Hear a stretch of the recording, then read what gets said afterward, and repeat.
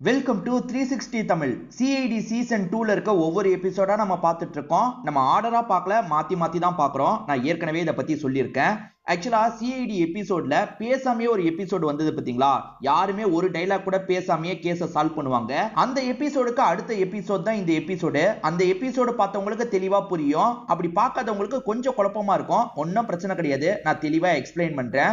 அதை பார்த்தாலும் சரி பார்க்கலனாலும் சரி இந்த எபிசோடு கதையை நீங்க புரிஞ்சுக்கலாம். இந்த எபிசோட பொறுத்த வரைக்கும் ரெண்டு கேஸ் ரெண்டு பக்கம் போயிட்டு இருக்கோம். அந்த ரெண்டு கேஸுமே ஒரு இடத்துல ஜாயின் ஆகிற மாதிரி காமிச்சிருப்பாங்க. ஒரு கேஸ தயா ஹேண்டில் பண்ணுவாரு, இன்னொரு கேஸ அபிஜித் ஹேண்டில் பண்ணுவாரு. ரெண்டு கேஸுமே ஒரு இடத்துல சிங்க் ஆகிற மாதிரி காமிச்சிருப்பாங்க. ரொம்ப சூப்பரா இருக்கும். நீங்க எதிர்பார்க்காத நிறைய ட்விஸ்ட் அண்ட் டர்ன்ஸ் இந்த கதையில வச்சிருப்பாங்க. எக்ஸ்பிளனேஷனுக்குள்ள போறதுக்கு முன்னாடி இந்த வீடியோக்கு ஒரு லைக் போடுங்க. இந்த எக்ஸ்பிளனேஷன் பிடிச்சிருந்ததுன்னா ஐப்னு ஒரு ஆப்ஷன் இருக்கும், அதுவும் பண்ணுங்க. அப்பதான் உங்களை மாதிரி பாக்குற நிறைய பேர்கிட்ட இந்த வீடியோ கொண்டு போய் காட்டும். மேற்கொண்டு பேசி டைம் வேஸ்ட் பண்ணாம நம்ம நேரடியா எக்ஸ்பிளனேஷனுக்குள்ள போயிடலாம். ஏசிபிய புதுசா வந்த ஏசிபி ஆயுஷ்மான் இருக்காருல, ஃபாலோ பண்ணி வந்திருப்பாரு, ஷூட் பண்ண ட்ரை பண்ணிருப்பாரு. அவர் இறந்து போயிட்டாருன்னு பக்கத்துல வந்து பார்க்கலாம் நினைச்சா நம்ம ஏசிபி இருக்காரு பாத்தீங்களா, இவரை கன்னால லாக் பண்ணிடுறாரு. என்ன பண்ணிட்டு இருக்க, உன் கன்னை தான்ற மாதிரி அவர் கையில இருக்க கன்னெல்லாம் வாங்கிடுறாரு. அப்படி வாங்கின ஏசிபி இருக்காருல, ஆயுஷ்மான ஷூட் பண்றாரு. ஆயுஷ்மான ஷூட் பண்ணல, பின்னாடி இருக்க ஒரு நபரை தான் ஷூட் பண்ணிருப்பாரு. ஆக்சுவலா ஆயுஷ்மான் இவரை கொல்றதுக்கு வந்த மாதிரி காமிச்சாங்கல்ல, கொல்றதுக்குலாம் ஆயுஷ்மான் வந்திருக்க மாட்டாரு. இந்த ஏசிபியை ஒருத்தன் ஃபாலோ பண்ணிருப்பான். அதனால ஏசிபியோட சேஃப்டிக்காக தான் பின்னாடி வந்திருப்பாரு. இந்த விஷயத்தை நமக்கு ரிவீல் பண்ணிட்டாங்க. போன எபிசோடு படி பார்த்தா இவன் ஏசிபியை கொல்றதுக்காக வந்த மாதிரியே காமிச்சிருப்பாங்க.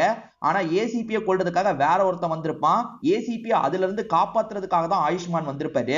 உங்க சேஃப்டிக்காக தான் பின்னாடியே வந்தன்ற மாதிரிலாம் சொல்றாரு. என் சேஃப்டியை நான் பார்த்துப்பேன் அப்படின்ற மாதிரி ஏசிபியும் கெத்தா சொல்றாரு. அப்படியே கட் பண்ணி நமக்கு கேஸை காட்டுறாங்க. ஒரு ஸ்கூல்ல பாம் வச்சிருக்கிறதா தகவல் கிடைச்சிருக்கும். அதனால தயா இருக்காரு பாத்தீங்களா, ஒரு டீமை கூட்டிட்டு வேகமா அந்த ஸ்கூல் கிட்ட வந்துட்டு இருக்காரு. இப்ப பாம் வச்சிருக்கிறதா தகவல் கிடைச்சதுனால எல்லாருமே அங்க இருந்து கிளம்பிட்டு இருக்காங்க. இன்னமும் கிளம்பாம சிலர் இருக்காங்க. இப்ப தயா இருக்காருல, சிஐடிசி இந்த இடத்துக்கு வந்திருக்கோம், யாரும் பயப்படாதீங்க, பதட்டப்படாம பொறுமையா கீழே இறங்கி வாங்கன்ற மாதிரி சொல்லிட்டாரு. எல்லாருமே பதட்டப்படாம கீழே இறங்கி வந்துட்டு இருக்காங்க. இதை தாண்டி யாரு பாம் வச்சான்னு தெரியல. பாம் வச்ச நபர் இன்னும் கூட உள்ள இருக்க வாய்ப்பு இருக்குன்ற மாதிரிலாம் யோசிக்கிறாங்க. உள்ள முதல்ல போய் நம்ம செக் பண்ணோம் அப்படின்ற மாதிரிலாம் யோசிச்சுட்டு இருக்காங்க. இப்ப தயாவோட டீமை சேர்ந்தவங்க இருக்காங்க பாத்தீங்களா, அந்த புல்லட் ப்ரூஃப் எல்லாம் போட்டுக்கலான்ற மாதிரி புல்லட் ப்ரூஃப் எல்லாம் போட்டுக்கிறாங்க. இப்ப கன் எல்லாம் எடுத்துட்டு செக் பண்றதுக்காக உள்ள வந்துட்டு இருக்காங்க. அவன் எங்க இருந்தாலும் அட்டாக் பண்றதுக்காக வரலாம்ல, அதனால கவனமா ஒவ்வொரு இடமா பாத்துக்கிட்டே வந்துட்டு இருக்காங்க. பாம் எங்கன்றத கீழே இருக்க பிரின்சிபல் சொல்லியிருப்பாரு. இவங்களுமே பாம் இருக்கிற ரூம் கிட்ட வந்துடுறாங்க. பாம்ல இன்னும் 3 நிமிஷத்துல வெடிக்க போகுது அப்படின்ற மாதிரி காட்டுது. இப்ப தயா இருக்காருல, எப்படியாவது இதை ஸ்டாப் பண்ணும் அப்படின்ற மாதிரி டீம் கிட்ட எல்லாம் பேசிட்டு இருக்காரு. அப்படியே கட் பண்ணி ஆயுஷ்மானும் ஏசிபியும் பேசிக்கிறத நமக்கு காட்டுறாங்க. ஆயுஷ்மான் இருக்காருல, உங்க சிஐடி டீம்லயே ஒருத்தர் துரோகியா மாறி இருக்காரு, அவரால் தான் இந்த பிரச்சனை எல்லாம் நடந்துட்டு இருக்கு, எப்படியாவது அந்த துரோகியை கண்டுபிடிக்கணும் அப்படின்ற மாதிரிலாம் சொல்லிட்டாரு. என்னோட டீம்ல துரோகியா, அதுக்கெல்லாம் வாய்ப்பே கிடையாதுன்ற மாதிரி ஏசிபி சொல்லிட்டாரு. இல்ல சார், ரொம்ப முக்கியமான பொறுப்புல இருக்கிறவங்க துரோகியா மாறி இருக்காங்க, அவங்க எல்லார் மேலயும் நீங்க ரொம்ப அன்பு வச்சிருக்கீங்க, அந்த அன்பு தான் எல்லாத்தையும் மறைச்சிட்டு இருக்கு, அதெல்லாம் விட்டு வெளியே வந்து யார் அந்த குற்றவாளின்றத சீக்கிரமா கண்டுபிடிங்க அப்படின்ற மாதிரிலாம் ஆயுஷ்மான் சொல்லிட்டு இருக்காரு. அப்படியே கட் பண்ணி நமக்கு அபிஜித்தை காட்டுறாங்க. அபிஜித் ஒரு கேஸுக்காக ஒரு வீட்டுக்கு வந்திருக்காரு. அதாவது பக்கத்து வீட்டை சேர்ந்தவங்க தான் தகவலை கொடுத்திருக்காங்க போல. இப்ப இவருமே அந்த வீட்டுக்குள்ள வந்து செக் பண்ண ஆரம்பிக்கிறாரு. அந்த வீட்டுல ஒரு ஹஸ்பண்ட் அண்ட் ஒய்ஃப், ஒரு பொண்ணு இருப்பாங்க. ஹஸ்பண்ட் அண்ட் ஒய்ஃபை பாயிண்ட் பிளாங்க்ல ஷூட் பண்ண மாதிரி இருக்கு. யாரோ பாயிண்ட் பிளாங்க்ல ஷூட் பண்ணிருக்காங்க அப்படின்ற மாதிரி இவங்க ரெண்டு பேருமே டிஸ்கஸ் பண்றாங்க. அதாவது அபிஜித் டீம் கூட டிஸ்கஸ் பண்றாரு. ஒரு பொண்ணு இருக்கிறதா தெரியுதுல்ல, ஆனா அந்த பொண்ணு வீட்டுல இல்லைன்னு தெரிய வருது. பொண்ணு இருக்கிறதா தெரியுது, ஆனா பொண்ணு வீட்டுல இல்லையே, உங்களுக்கு தெரியுமான்ற மாதிரி பக்கத்து வீட்டை சேர்ந்தவங்க கிட்ட எல்லாம் விசாரிக்கிறாரு. தெரியல சார் அப்படின்ற மாதிரி சொல்றாங்க. சரி, வீட்டுக்குள்ள எல்லா ரூம்லயும் செக் பண்ணலாம், செக் பண்றாங்க. வீட்டுக்குள்ளேயும் அந்த பொண்ணு இருக்கிற மாதிரியே தெரியல. அச்சோ, அந்த பொண்ணுக்கு என்ன ஆச்சு அப்படின்ற மாதிரிலாம் யோசிக்கிறாங்க. அந்த பொண்ணுக்கு சொந்தக்காரங்க யாராவது இருக்காங்களா அப்படின்ற மாதிரிலாம் விசாரிக்க ஆரம்பிக்கிறாரு. சித்தப்பா இருக்காரு, அடிக்கடி இந்த வீட்டுக்கு வருவாரு, அவரோட பேரு குரு அப்படின்ற மாதிரிலாம் ஒரு லேடி சொல்லிட்டு இருக்காங்க. சரி, அந்த குருவை எப்படியாவது நம்ம தகவல் கொடுத்து வர வைக்கணும் அப்படின்ற மாதிரி யோசிச்சுட்டு இருக்காங்க. அப்படி இவங்க யோசிச்சுட்டு இருக்கும் போதே குரு இந்த இடத்துக்கு வந்துடுறாரு. தகவல் கேள்விப்பட்டு தான் வந்திருக்காரு போல.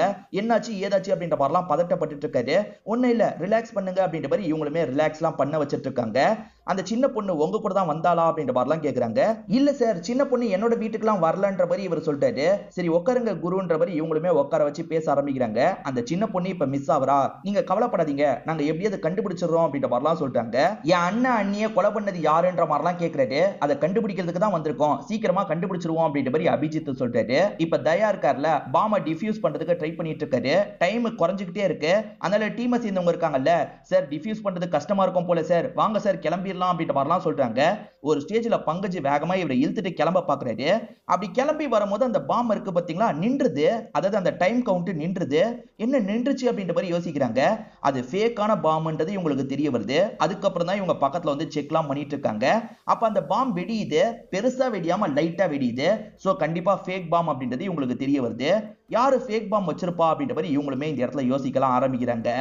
இந்த வீடை பொறுத்த வரைக்கும் அபார்ட்மெண்ட் மாதிரி இருக்கும். ஒரு 6-7 போர்ஷன் இருக்கும். அந்த போர்ஷனுக்கு வெளியே வந்து இவருமே செக் பண்ணிட்டு இருக்காரு. அப்படி செக் பண்ணிட்டு வரும்போது ஒரு இடத்துல நிறைய பால்லாம் சிந்தி இருக்கிறது இவருக்கு தெரிய வருது. அதாவது பால் ஊத்துறவர் இந்த இடத்துக்கு வந்திருக்காரு. அந்த பால் சாஞ்சி இந்த இடத்துல வேஸ்ட் ஆயிருக்கு. எதனால அப்படி நடந்திருக்கும் அப்படின்ற மாதிரிலாம் பயங்கரமா யோசிக்கிறாரு. இப்போ ஒரு லேடியை கூப்பிட்டு பேசுறாரு. பால் ஊத்துறவர் வந்தாரா அப்படின்ற மாதிரிலாம் கேட்கிறாரு. சரி எப்பவுமே வந்திருப்பாரு, ஆனா இன்னைக்கு வரவே இல்லைன்ற மாதிரி சொல்றாங்க. அவர் வந்திருக்காரு, ஆனா இந்த இடத்துல பால்லாம் வேஸ்ட் ஆயிருக்கு. அவரை இந்த இடத்துக்கு வர வைக்கணும்னு யோசிக்கிறாரு. அதே மாதிரி இந்த இடத்துல ஒரு பேண்ட் கிடைக்குது. இது அந்த பொண்ணோட பேண்ட்னு சொல்லிட்டாரு. ஒரு பொண்ணு காணாம போயிருக்கல, அந்த பொண்ணோட பேண்ட்னு சொல்லிட்டாரு. எதை வச்சு சொல்றாருன்னா, வீட்டுல அந்த பொண்ணோட போட்டோ எல்லாம் பார்த்தாருல, அதுல அந்த பொண்ணு கையில போட்ட மாதிரி இருந்திருக்கும். சோ அந்த பொண்ணை இங்க வச்சு யாரோ கடத்திருக்காங்க போல அப்படின்ற மாதிரிலாம் யோசிக்கிறாரு. யாரு என்னன்றதை கண்டுபிடிக்கணும் அப்படின்ற மாதிரிலாம் டிஸ்கஸ் பண்ணிட்டு இருக்காரு. முதல்ல அந்த பால்காரனை வர வைங்கன்ற மாதிரி சொல்லிட்டாரு. இந்த சைடு தயாவை நமக்கு காட்டுறாங்க. இப்ப இவங்களுமே ஸ்கூலோட ஓனர் கிட்ட பேசிட்டு இருக்காங்க. அதாவது யாரோ ஒருத்தர் மிரட்டுறதுக்காக தான் இப்படி பண்ணிருக்காங்க. உங்களுக்கு ஆகாத யாரோ தான் இந்த விஷயத்த பண்ணிருக்காங்க. இப்ப மிரட்டுறதுக்காக பண்ணவங்க அடுத்து உண்மையிலேயே பண்ண கூட வாய்ப்பு இருக்கு. ஆனா நீங்க கவலைப்படாதீங்க, நாங்க அப்படி நடக்காம பாத்துக்கிறோம் அப்படின்ற மாதிரிலாம் தயாவும் டீமும் சொல்லிட்டு இருக்காங்க. இப்ப இவர் இருக்கார்ல, சார் ஏகப்பட்ட பேரண்ட்ஸ் கிட்ட இருந்து காலுக்கு மேல கால் வருது, நான் என்ன ஏதுன்னு பாத்துட்டு வரேன் அப்படின்ற மாதிரி இவரோட ரூமுக்கு கிளம்பி போறாரு. இவங்களும் திரும்பி வந்தா பேசலான்ற மாதிரி வெயிட் பண்ணிட்டு இருக்காங்க. அப்பன்னு பார்த்து கன்ஷாட் சவுண்ட் கேக்குது. என்ன கன்ஷாட் சவுண்ட் கேக்குது அப்படின்ற மாதிரி எல்லாருமே வேகமா அவரோட ரூமை நோக்கி ஓடி வந்துட்டு இருக்காங்க. அதாவது கொஞ்ச நேரத்துக்கு முன்னாடி ஓனர் போனார்ல, அந்த ரூம்ல இருந்து தான் கன்ஷாட் சவுண்ட் கேட்டிருக்கோம்.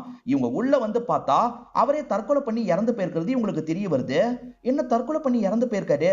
தற்கொலை தான் பண்ணாரா இல்ல வேற யாராவது இப்படி பண்ணிட்டாங்களா அப்படின்ற மாதிரிலாம் யோசிக்கிறாங்க. அந்த இடத்துல ஏதாவது கிடைக்குமான்ற மாதிரி தேடி பார்த்துட்டு இருக்காங்க. அப்பதான் டேபிள்லயே ஒரு பேப்பர் இவங்களுக்கு கிடைக்குது. என்ன பேப்பர் இருக்குன்ற மாதிரி பேப்பரை பிரிச்சு இவங்க பாக்குறாங்க. அதுல சாரி ஃபர்கிவ் மீ அப்படின்ற மாதிரிலாம் அவர் எழுதி வச்சிருக்காரு. அப்ப இவர் தற்கொலை தான் பண்ணிருக்காரு போல அப்படின்ற மாதிரி இவங்களுமே யோசிக்கிறாங்க. தற்கொலையா கொலையான்ற மாதிரி இன்னும் குழப்பம் இருக்கு. ஆனா கீழே அந்த நேரம் யாருமே இருந்திருக்க மாட்டாங்க. அப்ப தற்கொலையா தான் இருக்கும் போல. இவர்கிட்ட எப்படி இந்த கன் வந்தது? இந்த கன்னை பத்தி கொஞ்சம் விசாரிங்க அப்படின்ற மாதிரி தயாவும் சொல்றாரு. குருவோட அண்ணனையும் அண்ணியும் கொலை பண்ணிருக்காங்கல்ல, குருவோட அண்ணனுக்கு யார்கிட்டயாவது பிரச்சனையா அப்படின்றத குரு கிட்ட விசாரிச்சுட்டு இருக்காங்க. சார் அண்ணனுக்கு அந்த மாதிரி யார்கிட்டயும் பிரச்சனை எல்லாம் கிடையாது சார், என் அண்ணன் ரொம்ப அமைதியான டைப் அப்படின்ற மாதிரிலாம் சொல்லிட்டாரு. இப்படி பேசிட்டு இருக்கும்போது குருக்கு திரும்ப திரும்ப கால் வருது. குரு முக்கியமான காலா இருக்க போது பேசணும்னா பேசுங்கன்னு சொல்லிட்டாரு. என் அண்ணனை கொண்டவங்க யாருன்றதை சீக்கிரமா கண்டுபிடிங்க சார், அதே மாதிரி அந்த பொண்ணுக்கு என்ன ஆச்சுன்றதை சீக்கிரமா கண்டுபிடிங்க சார் அப்படின்ற மாதிரிலாம் சொல்லிட்டு இருக்காரு. அப்ப இந்த இடத்துக்கு என்ன பண்றாங்கன்னா பால்காரரை கூட்டு வந்துடுறாங்க. இப்ப பால்காரர்கிட்ட இவருமே விசாரணை பண்ண ஆரம்பிக்கிறாரு. இந்த இடத்துல உங்க பால்லாம் சிந்தி இருக்கு, எப்படி நடந்தது, நீங்க யாரையாவது பாத்தீங்களா அப்படின்ற மாதிரி கேட்கிறாரு. ஆமா சார் நான் பார்த்தேன்ற மாதிரி சொல்ல ஆரம்பிக்கிறாரு. ஆக்சுவலா இந்த இடத்தை விட்டு ஒரு கார் வேகமா போயிட்டு இருந்திருக்கும். அப்படி போன கார் இருக்குல்ல, தெரியாதனமா இவரோட வண்டியை இடிச்சிருக்கும். இவருமே நிறுத்துங்க நிறுத்துங்கன்ற மாதிரி பிரச்சனை பண்ணிருப்பாரு. அதுக்குள்ள அந்த சின்ன பொண்ணு இருக்கிறதையும் பார்த்திருப்பாரு. நிறுத்துங்க நிறுத்துங்கன்னு சொல்லியிருப்பாரு. அதை மீறியா அவங்க கிளம்பி போயிருப்பாங்க. சரி இதுதான் நடந்தது அப்படின்ற மாதிரிலாம் சொல்லிட்டாரு. காருக்குள்ள எத்தனை பேர் இருந்தாங்கன்ற மாதிரி அபிஜித் கேட்கிறாரு. சார் காரு டிரைவிங் சீட்ல ஒருத்தர் தான், அந்த பொண்ணு ஒருத்தன் லாக் பண்ணி வச்சிருந்தான் சார். 2 பேருமே மாஸ்க் போட்டிருந்தாங்க, எனக்கு முகம் தெரியலன்ற மாதிரிலாம் சொல்லிட்டாரு. இந்த இடத்துல வந்து காது கேட்காதவங்க மிஷின் யூஸ் பண்ணுவாங்கல்ல, அது விழுந்து கிடக்கிறது தெரிய வருது. சோ இவருக்கு அந்த ப்ராப்ளம் கிடையாது. அதாவது இந்த பால்காரருக்கு அந்த ப்ராப்ளம் கிடையாது, அந்த பொண்ணுக்கும் அந்த ப்ராப்ளம் கிடையாது. அப்ப அந்த 2 பேர்ல யாரோ ஒருத்தர் மிஸ் ஆயிருக்கு போல. இதை வச்சு எப்படியாவது அவங்க இருக்கிற இடத்தை கண்டுபிடிக்க முடியுமா அப்படின்ற மாதிரிலாம் அபிஜித் டிஸ்கஸ் பண்றாரு. அந்த ஓனர் எதனால இறந்து போனாருன்றது கிளியரா தெரியல. இப்போ ஒய்ஃப் கிட்ட பேசி பாக்குறாங்க. உங்க ஹஸ்பண்டுக்கு ஏதாவது பிரச்சனை இருந்ததா, எதிரிங்கன்னு யாராவது இருந்தாங்களா அப்படின்ற மாதிரிலாம் கேக்குறாங்க. எதிரிங்களை பத்திலாம் எனக்கு தெரியல சார், அவருக்கு பசங்கன்னா ரொம்ப பிடிக்கும். நிறைய பசங்க கிட்ட ஃபீஸ் கூட வாங்காம தான் இந்த ஸ்கூலை ரன் பண்ணிட்டு இருக்காரு. அவருக்கு கேம்பிளிங் பழக்கம் மட்டும் இருக்கு சார், அதனால நிறைய காசெல்லாம் வெற்றிருக்காரு அப்படின்ற மாதிரி ஒய்ஃப் சொல்றாங்க. சோ கேம்பிளிங்னால ஏதாவது பிரச்சனை வந்திருக்குமா அப்படின்ற மாதிரி இவங்க யோசிக்க ஆரம்பிக்கிறாங்க. என்னதான் ஒய்ஃப் கிட்ட விசாரணை பண்ணாலும் பேக்ரவுண்ட்ல அவரை பத்தி விசாரிக்க சொல்லியிருப்பாங்க. பூர்வி அந்த விசாரணை எல்லாம் பண்ணிட்டு இருக்காங்க. பூர்வி ஏதோ கண்டுபிடிச்சிருக்காங்க போல. சரி இங்க வாங்கன்ற மாதிரி கூப்பிட்டு பேச ஆரம்பிக்கிறாங்க. ஆக்சுவலா பெரிய அமௌண்ட்டை தர மாதிரி ஆளுங்க இருப்பாங்கல்ல, வட்டிக்கு விட்டுற மாதிரி ஆளுங்க, லோன் ஷார்க்னு அவங்கள கூட சொல்லுவாங்க. அந்த மாதிரி ஆளுங்க கிட்ட இருந்து இவர் நிறைய காசு வாங்கியிருக்காரு சார். அதாவது 20-30 லட்சம் வாங்கியிருக்காரு சார். அந்த காசை ரொம்ப மாசமா தராம இழுத்தடிச்சிருக்காரு. அவங்க மிரட்டி இவர்கிட்ட பேசலாம் செஞ்சிருக்காங்க. அந்த ரெக்கார்டிங்லாம் கூட கிடைச்சிருக்கு அப்படின்ற மாதிரிலாம் சொல்லிட்டு இருக்காங்க. அந்த மாதிரி மிரட்டல் தொடர்ச்சியா வந்திருக்கு. அதுல சம்பந்தப்பட்ட யாரோ தான் பாம் வைப்பேன்னு மிரட்டி இருக்காங்க போல. அதனால தான் பாம் வைக்கப்பட்டோன்னே இவர் ரொம்ப பயந்துருக்காரு. இந்த பாம் வச்சு பசங்களா இறந்து போயிட்டா என்ன பண்றது, அதுக்கு முன்னாடி நம்ம தற்கொலை பண்ணிக்கலாம்னு தற்கொலை பண்ணிருக்காரு போல. சோ என்ன ஏதுன்றதை நம்ம விசாரிக்கணும்ன்ற மாதிரி பேசிக்கிறாங்க. என்ன 2 இடத்துலயும் ஆயுஷ்மான் வராருன்ற மாதிரி உங்களுக்கு ஒரு கேள்வி வந்திருக்கும். ஆக்சுவலா ஒன்னு பாஸ்ட் ஒன்னு பிரசன்ட், அதனால தான் 2 இடத்துலயும் ஆயுஷ்மான காட்டுறாங்க. இப்போ நமக்கு ஏசிபி கிட்ட பேசுறத காட்டுறாங்க. ஏசிபி கிட்ட ஆயுஷ்மான் திரும்ப திரும்ப ஒரு துரோகி இருக்கான், அவனை கண்டுபிடிக்கணும் சார், இல்லனா உங்க உயிருக்கே ஆபத்து வரலாம் அப்படின்ற மாதிரிலாம் சொல்லிட்டு இருக்காரு. இந்த ஆயுஷ்மான் இருக்காரு பாத்தீங்களா, சின்ன வயசுல இருந்தே நான் உங்களை பார்த்து வளர்ந்தவன் சார் அப்படின்ற மாதிரி சொல்லிட்டாரு. இந்த ஏசிபி பேட்டி தர இடத்துல எல்லாம் இவர் தள்ளி இருந்து பார்த்த மாதிரிலாம் நமக்கு காமிச்சிட்டு இருக்காங்க. உங்களை பார்த்து தான் நான் இந்த இடத்துக்கு வந்திருக்கேன், உங்களுக்கு எந்த ஆபத்தும் வரதுக்கு நான் விட மாட்டேன், அதனால தான் உங்களை ஃபாலோ பண்ணேன் அப்படின்ற மாதிரிலாம் சொல்லிட்டு இருக்காரு. திரும்ப திரும்ப டீம்ல ஒரு மோல் இருக்கான், அவனை தூக்கணும்னு சொல்றாரு. அந்த காது கேட்காதவங்க யூஸ் பண்ற மிஷினை வச்சு ட்ரேஸ் பண்ண முடியுமான்னு யோசிச்சார்ல, அது மூலியமா அந்த மிஷின் எங்க இருக்குன்றதை கண்டுபிடிக்க முடியும் போல. இவருமே ட்ரேஸ் பண்ணி ஒரு பகுதிக்கு வராரு. அந்த பகுதிக்குள்ள இவர் நடந்து வந்துட்டு இருக்கும் போது அங்க கன்னோட ஒருத்தன் நின்னுட்டு இருக்கான். இவர் சட்டுன்னு அவனை ஷூட் பண்ணிட்டாரு. இப்ப இன்னொருத்தன் வரான், அவனையும் ஷூட் பண்ணிட்டாரு. அதாவது சாவடிக்கிற மாதிரி ஷூட் பண்ண மாட்டாரு, கழுத்து பகுதி கிட்ட தான் ஷூட் பண்ணுவாரு.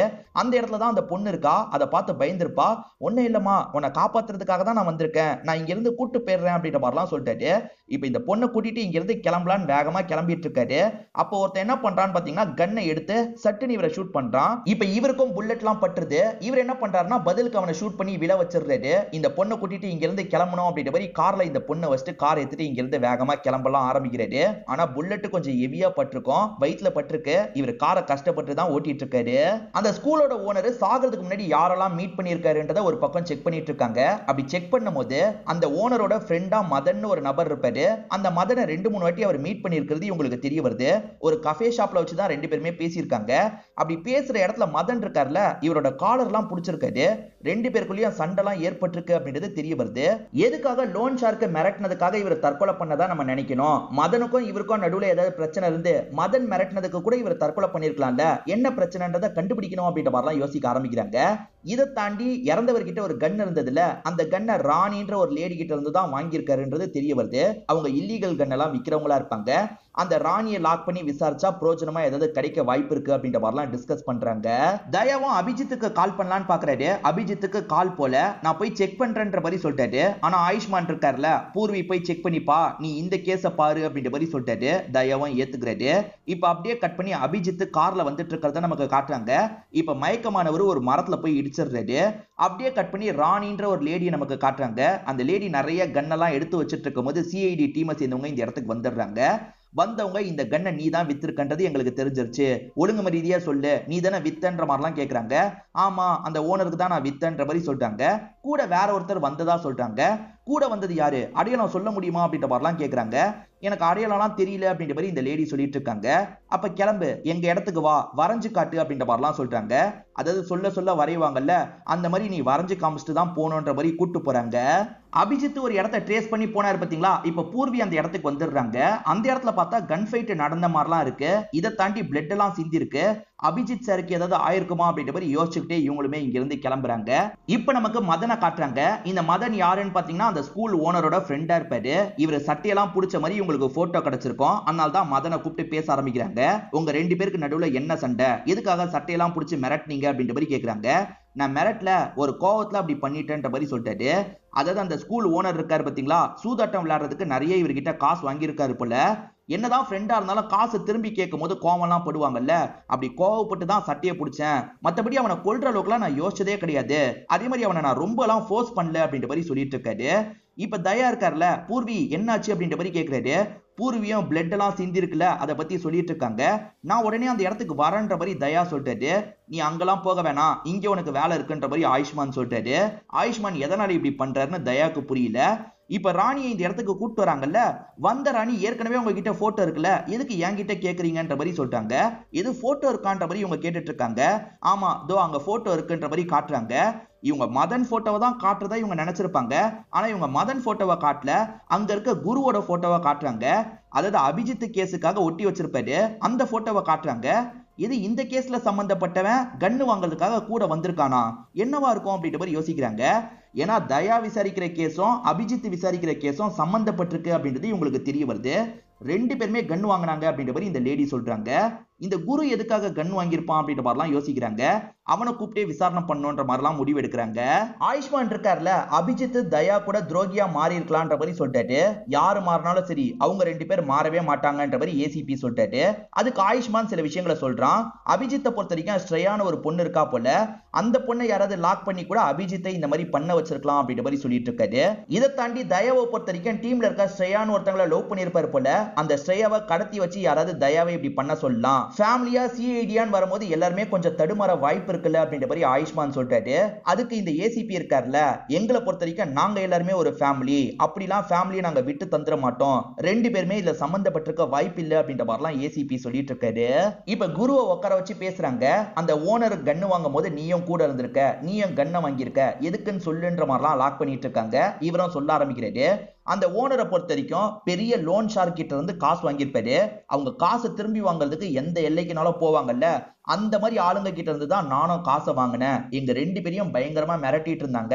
என்ன பண்றதுன்னு தெரியல, எங்க சேஃப்டிக்காகவாது ஒரு கன்னை வச்சுக்கணும்ன்ற மாதிரி தான் 2 பேருமே கன்னை வாங்கணும்ன்ற மாதிரி இவர் சொல்லிட்டாரு. அந்த லோன் ஷார்க் ஆளுங்க தான் என்னோட அண்ணா அண்ணிய கொலை பண்ணிருப்பாங்களோன்னு எனக்கு தோணுது அப்படின்ற மாதிரிலாம் சொல்லிட்டு இருக்காரு. அபிஜித் சார் என்கிட்ட பேசிட்டு இருக்கும் போது திரும்ப திரும்ப அவங்க கிட்ட இருந்து தான் எனக்கு கால் வந்தது. அது அபிஜித் சார் கிட்ட சொல்லாம நான் மறைச்சிட்டேன். அவனுங்க காசை தராம நான் போலீஸ் கிட்ட போனேன்னா கண்டிப்பா என்னையும் சாவடிச்சிருவாங்க, அந்த பயத்துல தான் இப்படி பண்ணிட்டேன் அப்படின்ற மாதிரிலாம் சொல்லிட்டாரு. சரி, அந்த நெட்வொர்க்கை பத்தின டீட்டெயில் எல்லாம் தாங்க, நாங்க ஏதாவது பண்றோம் அப்படின்ற மாதிரி இவங்க சொல்றாங்க. இவருமே அந்த நெட்வொர்க்கை பத்தின டீட்டெயில் எல்லாத்தையும் தராரு. சரி நீங்க கிளம்புங்க அப்படின்ற மாதிரி குருவை இங்க இருந்து அனுப்பி வச்சிடுறாங்க. இப்ப அபிஜித்துக்கு கால் பண்ணலான்னு பார்த்தா இப்பயும் கால் போக மாட்டேங்குது. அபிஜித் காயப்பட்ட மாதிரி ஒரு இடத்துல படுத்திருக்காரு. பக்கத்துல தான் இந்த சின்ன பொண்ணு இருக்கா. நம்ம எங்க இருக்கோன்ற மாதிரிலாம் அபிஜித் சுத்தி முத்தி பாக்குறாரு. அப்போ ஒரு நபர் இந்த இடத்துக்கு வராரு. அந்த நபர் தான் இவங்களை ஹெல்ப் பண்ணி இந்த இடத்துல படுக்க வச்சிருக்காரு போல. இப்ப திடீர்னு இந்த இடத்துக்கு யாரோ வர மாதிரி சவுண்ட் கேக்குது. சார் நீங்க பயப்படாதீங்க, நான் எப்படியாவது சமாளிச்சிடுறேன் அப்படின்ற அந்த நபர் சொல்லிட்டாரு. சரி ஓகேன்ற மாதிரி அபிஜித் ஏத்துக்கிறாரு. இப்ப இந்த நபர் இருக்கார்ல, ரொம்ப கேஷுவலா வெளியே வராரு. அந்த இடத்துக்கு வந்திருக்கிறது யார் தெரியுமா? அந்த சின்ன பொண்ணை தூக்குனவங்களா தான் இருப்பாங்க. காரு கொஞ்சம் தள்ளி தான் ஆக்சிடென்ட் ஆயிருக்கும். இங்க தான் பதுங்கி இருக்க வாய்ப்பு இருக்குன்னு தெரிஞ்சுதான் இந்த இடத்துக்கு வந்திருக்காங்க. இருக்காங்களான்னு கேட்கும்போது இந்த நபர் இல்லைன்னு சொல்லிட்டாரு. நம்மளே தேடலான்ற மாதிரி அவரை அடிச்சு போட்டுட்டு உள்ள வந்துடுறாங்க. உள்ள வராங்கன்னு தெரிஞ்ச அபிஜித் இருக்கார்ல, அந்த பொண்ணையும் ஒளிய வைக்கிறாரு. இவருமே ஒளிஞ்சுக்கிறாரு. அவங்களுமே ஒவ்வொரு இடமா தேடிட்டு இருக்காங்க. அப்படி தேடிட்டு இருக்கவங்க ஒரு ஸ்டேஜ்ல அபிஜித் ஒளிஞ்சிட்டு இருக்காரு பாத்தீங்களா, அந்த பகுதியை கண்டுபிடிச்சிடுறாங்க. இங்கதான் இருக்கான்ற மாதிரி அட்டாக் பண்றதுக்காக வந்துட்டு இருக்காங்க. அப்படி வரதுக்குள்ள தயா இந்த இடத்துக்கு வந்துடுறாரு. இப்ப தயா ஆளுங்க கூட சண்டை போடுறாரு. அப்படி சண்டை போட்டு இவங்க இருக்காங்கல்ல, ஒரு ஸ்டேஜ்ல அந்த சின்ன பொண்ணை காப்பாத்திடுறாங்க. அதே மாதிரி இந்த டீமை சேர்ந்து எல்லாரையும் பிடிச்சிடுறாங்க. இவனுங்களை அடிச்சு விசாரணை பண்ணும் அப்படின்ற மாதிரிலாம் விசாரணை பண்ண ஆரம்பிக்கிறாங்க. அப்படியே கட் பண்ணி நமக்கு குருவை காட்டுறாங்க. இந்த குரு கார்ல வந்துட்டு இருக்கும் போது டீமை சேர்ந்த எல்லாருமே சேர்ந்த மாதிரி இவரோட காரை நிறுத்திட்டு இருக்காங்க. எதுக்கு நிறுத்துறாங்க அப்படின்ற மாதிரி இவர் யோசிக்கிறாரு. இப்ப நிறுத்தினவங்க இருக்காங்கல்ல, வேகமா இவரை லாக் பண்ணிட்டு இருக்காங்க. நீ தான் இதெல்லாம் பண்ணிருக்கன்ற மாதிரி சொல்றாங்க. சரி என்ன சார் பேசிட்டு இருக்கீங்க? அந்த லோன் ஷார்க்கு தான் இதை பண்ணிருக்க வாய்ப்பு இருக்கு, எனக்கும் இதுக்கும் சம்பந்தமே கிடையாது அப்படின்ற மாதிரி சொல்லிட்டாரு. எல்லாமே எங்களுக்கு தெரிஞ்சிருச்சுடா அப்படின்ற மாதிரி இவங்களுமே சொல்றாங்க. இப்ப தயாவும் நடந்த சில விஷயங்களை ரிவீல் பண்ண ஆரம்பிக்கிறாரு. அது என்னன்னா, ஒரு டீம் அந்த சின்ன பொண்ணை தூக்கி இருந்தாங்க பாத்தீங்களா, அந்த டீமை சேர்ந்தவங்க அடிக்கடி இந்த ஆயுஷ்மானுக்கு தான் கால் பண்ணிருப்பாங்க. அதாவது ஆயுஷ்மான் சொல்லி தான் அந்த பொண்ணை இவங்க தூக்கி இருக்காங்கன்றது தெரிய வருது. எல்லாமே எங்களுக்கு தெரிஞ்சிருச்சு, அந்த பொண்ணு தெளிவா எல்லாத்தையும் சொல்லிட்டா, இப்ப நீ சொல்ல வேண்டியதுதான் மிச்சம், ஒழுங்கு மரியாதையா சொல்லு அப்படின்ற மாதிரிலாம் கேட்க ஆரம்பிக்கிறாங்க.